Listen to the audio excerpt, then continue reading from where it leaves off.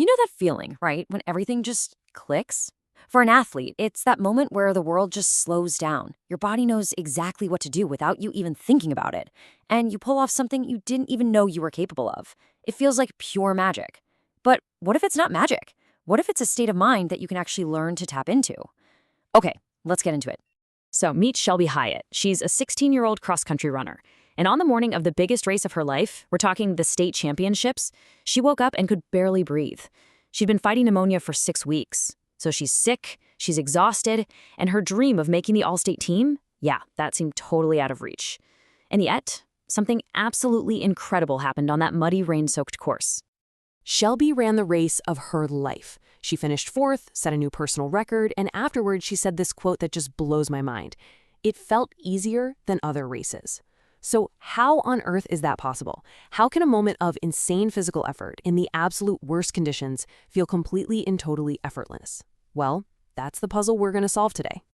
The answer to Shelby's impossible, effortless race, it lies in a state of peak performance that, it's not just for athletes. We're talking musicians, artists, even programmers. They're all chasing this feeling. It's that secret sauce, that feeling of being completely in the zone, where your mind and body are just perfectly in sync. And it has a name. It's called flow. This was researched like crazy by the psychologist Mihaly Csikszentmihalyi, and flow is this amazing mental state where you're so deep into what you're doing that everything else just melts away. For Shelby, she said it was like her body did everything by itself. Her thoughts and her actions became one. And I love this definition here on screen, a fusion of action and awareness. It's the perfect way to describe that feeling of being on autopilot. Now, to really get what flow is, it helps to look at its evil twin, the yips, right? Picture a pro golfer. They're standing over a simple 3-foot putt to win it all. They've made this shot a million times, but all of a sudden, their brain just floods with doubt. They start overthinking every single twitch of their muscles, and they choke. They miss. That is the yips.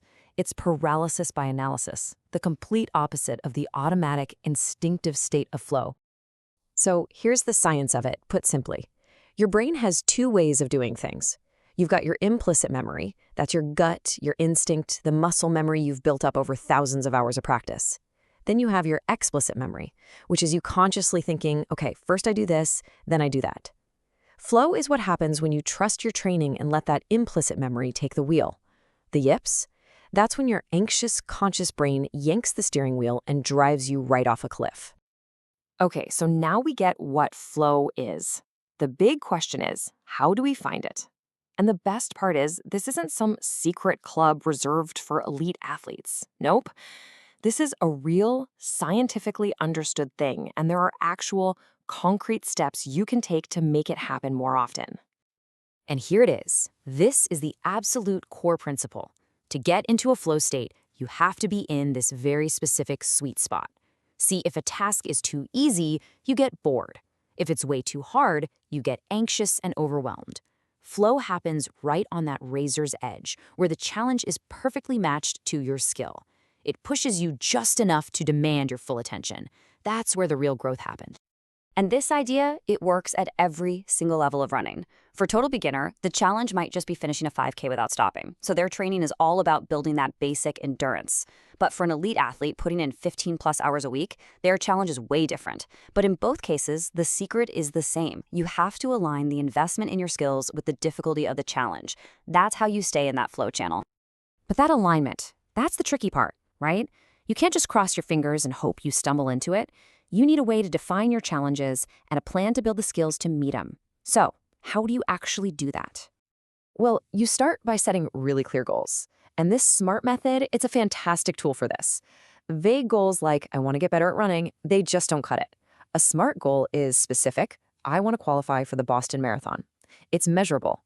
I need to run a marathon in under 3 hours and 10 minutes. It's attainable, it's relevant, and it's got a deadline.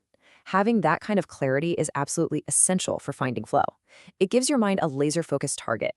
But look, having a personal goal is just one piece of the puzzle.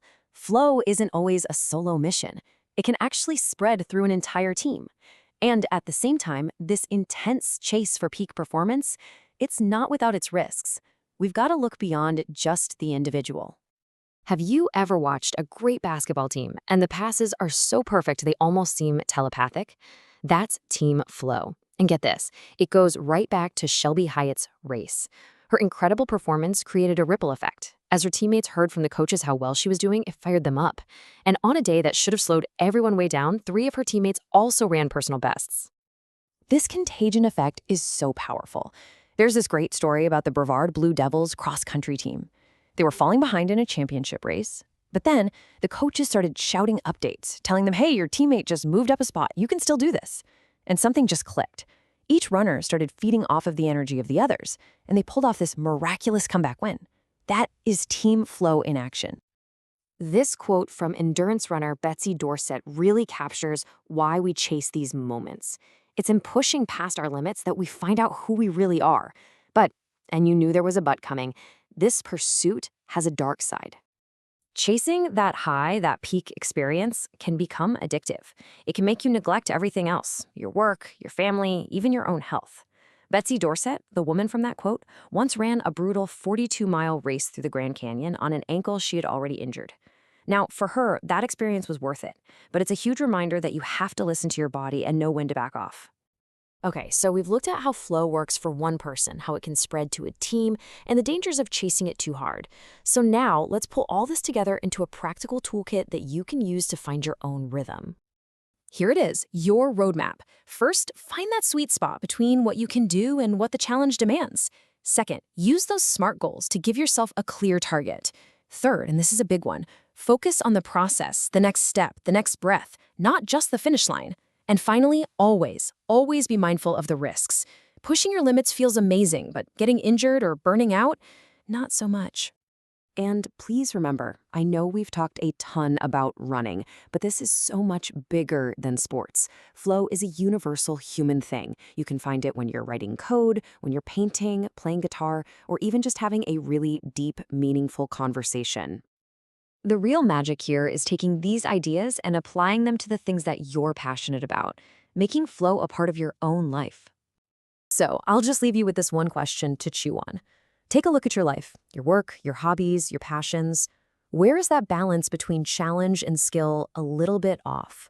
Where could a clearer goal help you find your focus? Where could you let go, get lost in the moment, and find that effortless, amazing state of being? Because that's where the real good stuff happens.